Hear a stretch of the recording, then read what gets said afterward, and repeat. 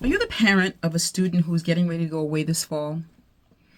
Do you have everything you need in order for your child to be prepared and have a successful year? Not academic wise, but in terms of life skills and knowledge like that.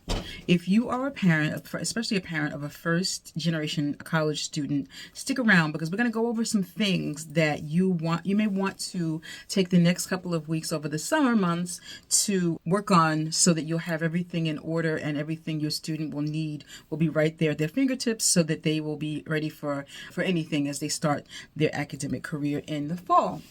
My name is Yvonne Daniels, and I am the host of the Black, Brown, and HBCU-bound podcast.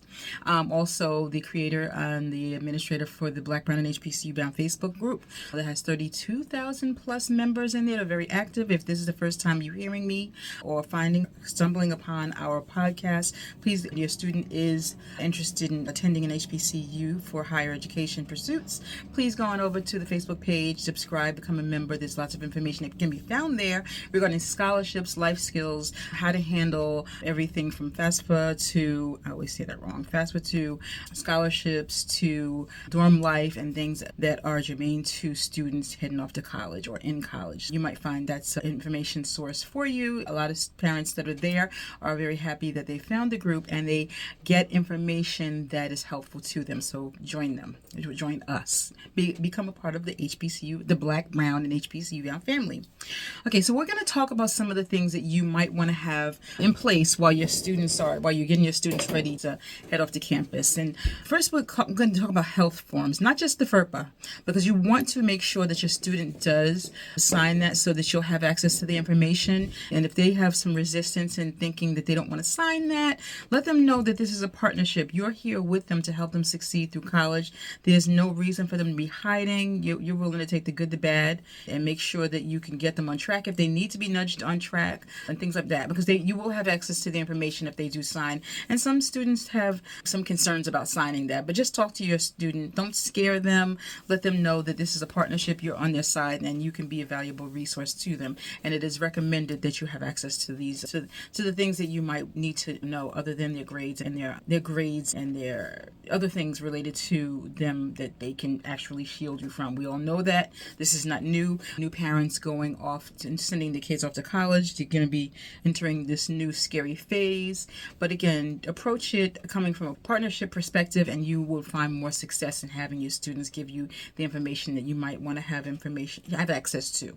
But when I talk about health forms, we're going to talk about just in terms of getting them ready to be young adults off on their own.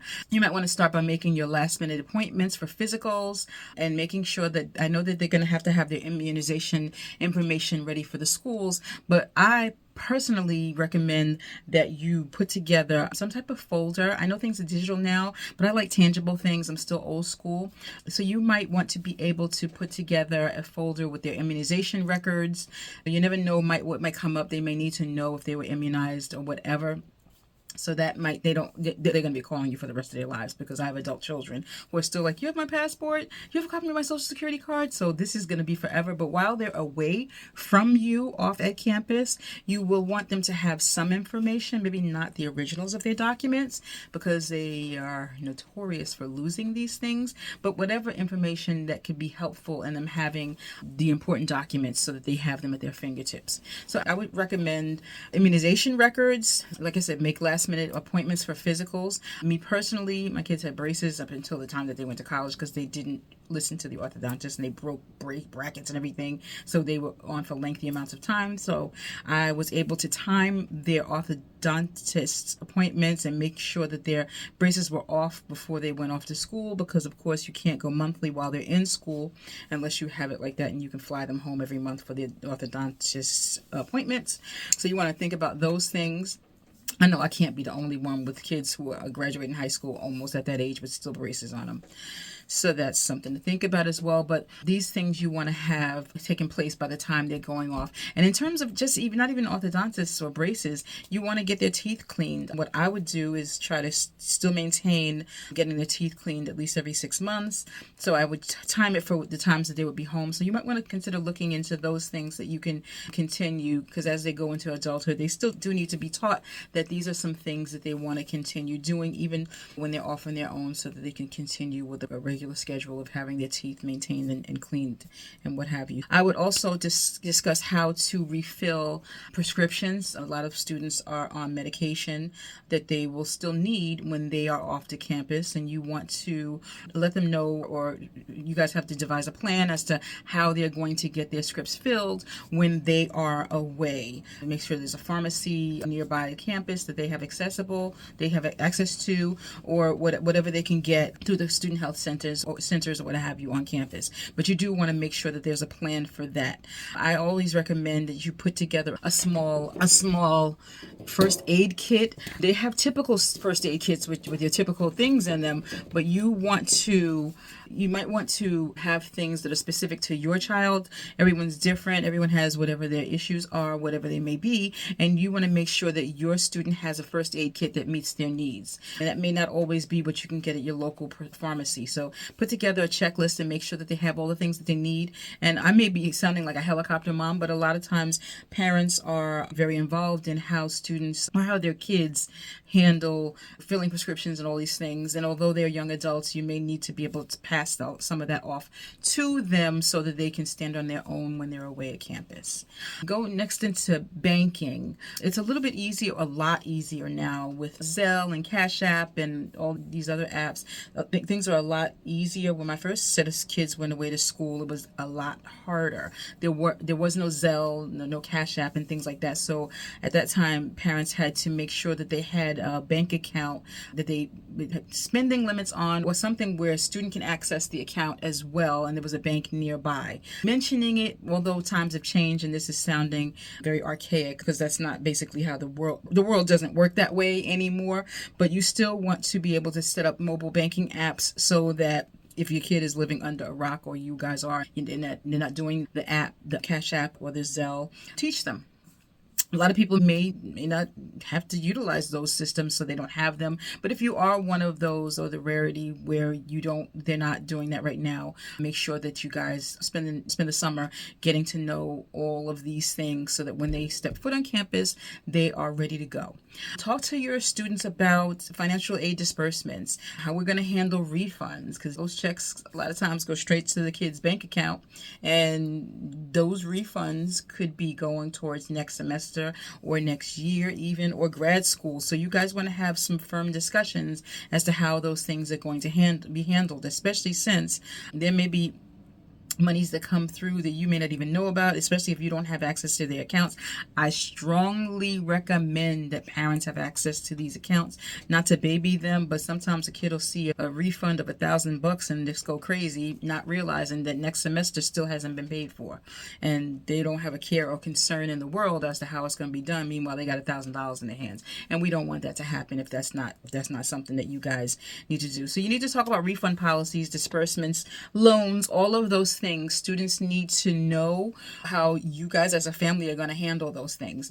Next, we're going to talk about emergency contacts.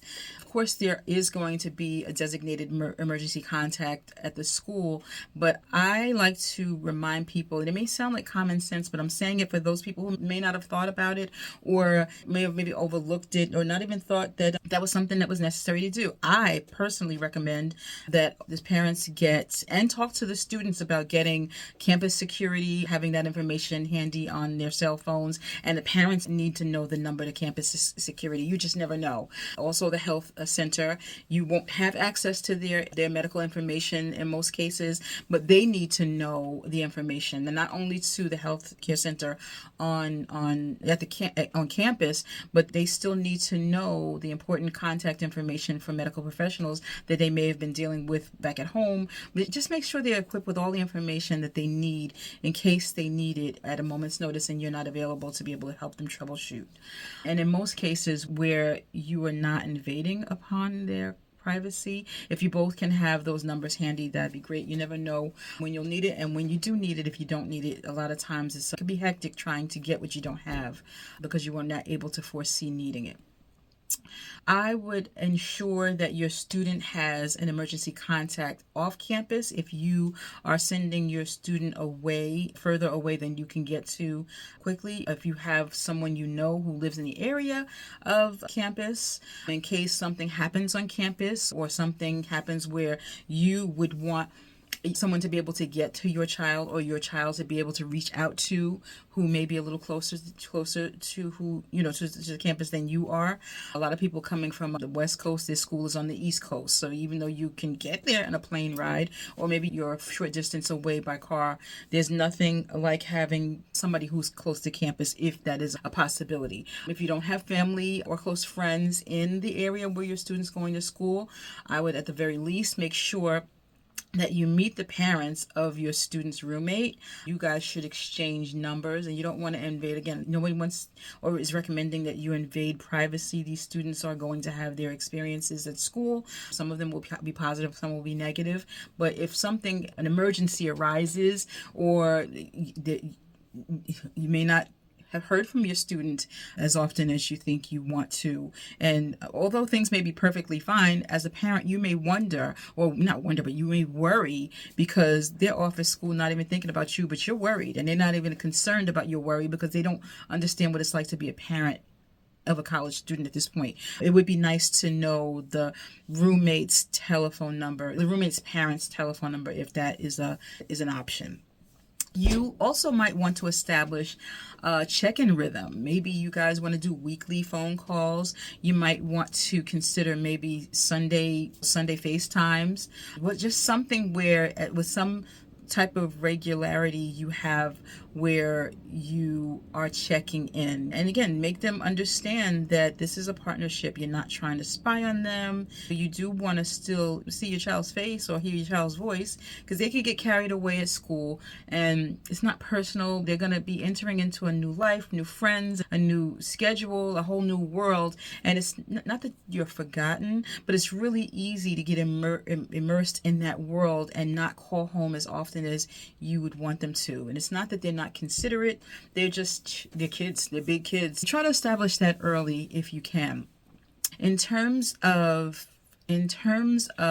boundaries, you want to discuss boundaries with them, when you should step in, when you should let them figure it out. Those discussions need to be had so that there's a clear understanding of how you guys are going to handle that, because that might be something that needs to be talked about, and you don't want to jump in at the last minute and now you're looking like you're spying. If you guys had some clear understandings as to how this was going to happen, there won't be room for accusations or feeling you're hovering. You just want them to understand that this is a partnership. It's going to be a partnership for a little while. And although they may be trying to break the ties a little bit, that's completely natural. And you have to loosen the reins a little bit. And that too has to be a natural part of this new process that you guys are entering. But you do want to have some understanding of what the expectations are before they're on campus, and then people are getting their feelings hurt, and it's usually the parents. You'll see in the Facebook group, again, if you're not a member of the Facebook group and you stumbled upon us organically or through YouTube, you will see when school starts in August, September, I guarantee you there will be parents in there talking about who knew that they would go off to campus and forget to call home. We were so close. The breaking of that chain or that tie is very painful sometimes. It can be emotionally challenging, and they're fine. They're just doing them. Just talk about some of these things before they go off to campus. Life skill. I'm going to say, and I think I've said it on a podcast episode a couple of times ago, teach them how to do laundry. They may be doing their laundry now with supervision, or they may be doing it incorrectly, but you will be getting calls like, Mom, can I wash this with that? Or Mom, try to teach them. If they haven't been doing their own laundry, if their chores didn't include doing their own laundry, teach them now before they go to campus, and then they're looking like, ooh, okay, does this get washed in hot water? Can I mix this with that? Teach them now. You got some time. Make this a point. Try to teach them some life lessons. It may be late in the game, but it's never too late to try. You got a couple of months before school starts. You want to teach them how to do their laundry. You want to teach them some basic cooking skills, how to manage their time, things like that. Don't be overbearing.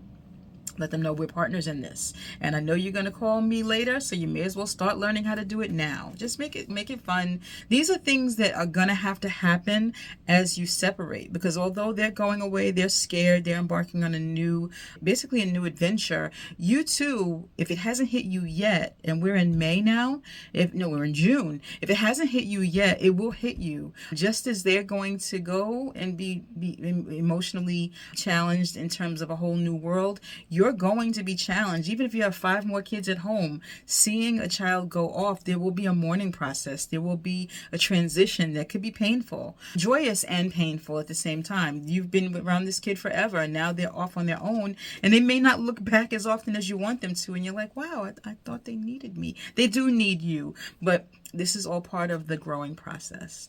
I say print copies of the kids' schedule. I know everything's digital these days, but it's nothing like having it in written form, sitting in your face until they learn it. Class schedules, housing details, ID cards. I personally like to give them copies of their important documents, not the originals, but you also have to teach them to secure these documents. They will be rooming with 1 or 2 other people, and where I'm not saying anybody is not a great person. However, these people will be having company, and your student may not always know the company of their roommate's company, if that makes any sense. So you want them to know that they need to secure their items and secure their important documents. I'm thinking that people still do trunks. I'm thinking they do trunks with locks on them to secure their belongings. What you guys need to know is they need to be taught that this is a place where you want to put your important documents, a copy of your passport, your social security card, because these are things that people don't need to have access to, because later on in life, you just never know. You want to teach them to protect their documents and their personal information. So you talk to them about securing that. Create a shared folder or binder where important information like the FAFSA information, scholarships, ID cards, copies, and things like that. And they need to know that some things need follow-up. I personally, in terms of life skills, I've sent all my kids to school with several. If anybody knows me from watching this podcast, my kids applied for over 100 scholarships and got 90% of them. So when they were off to school, I sent them with several little thank you cards, just the ones that come like maybe 20 in a pack that you can get from your local pharmacy or box store like a Walmart or something. Send them with multiple copies of thank you cards. There will always be occasions to thank someone. If they have, sometimes you'll have relatives that might send them $50 or $100 just because they know that they're a student. A handwritten thank you card is much better than a text, is much better than an email or a telephone call. So you would want to send them to school with not only the thank you cards, but also some stamps, so that you teach them how to properly say thank you. And another tip that we talked about, if we hadn't talked about it before, and probably do a podcast on it, an episode on it, if they are there on scholarships, not merit-based scholarships from the school, but individual scholarships from organizations on the outside, they need to know at the end of the semester, even though they've said thank you when they got the scholarship earlier in the year, I always recommend the students go back at the end of the year and do an end of the year wrap up, where you go back to all those people who gave you scholarships and you send them a handwritten note telling them how the first year went, how great things are, how it's a whole new world, how you joined this club and you created that moment and you've made these friends and you guys are doing this and you've kept your grades up all while doing these things. And a lot of times, believe it or not, those people, if they have extra money in their budget, sometimes they will continue to support your child financially, to continue to support the student with a little bit of extra funds if they have them laying around, even if the scholarship was not renewable. So you want to consider that. Sending the kids away with thank you cards and some stamps, to me, is a must. It's a no-brainer. Those are the tips that I have so far today. We'll be dropping tips along the way, especially as they come up, because my brain just works that way. But I'd like you guys to try to think about some of those things, and it may be topics to be able to open up some type of open dialogue with your students. Even if you guys are at odds, and you might be at odds, because that also is part of the separation process, you want to bring them around. Let them know you're on their side. Let them know that you're proud of them and you want to be a partner in this with them. Let them know that they're young adults and you respect that they're entering into young adulthood, but you want to be a part of this. You want to be a part of their success. You don't want to, this is not the time as they're going off to have them thinking, oh, I'm so glad I'm out of there, I'm not looking back. If you can salvage any relationships that may be going sour, this is the time to do it. You don't want them to go off to campus and not want to look back or not even want to come back to visit. You know what I mean? So again, this has been the best tips I know how to give at this point. If you are inclined to share this episode, that'd be great. There may be some parents out there. You may know everything that we just talked about today, but there may be some parents who don't. So if you would be inclined to share it, that'd be wonderful. Encourage them to join our podcast and also the Facebook group. And we'll see you next time. Thanks and have a wonderful evening. Take care. Bye-bye.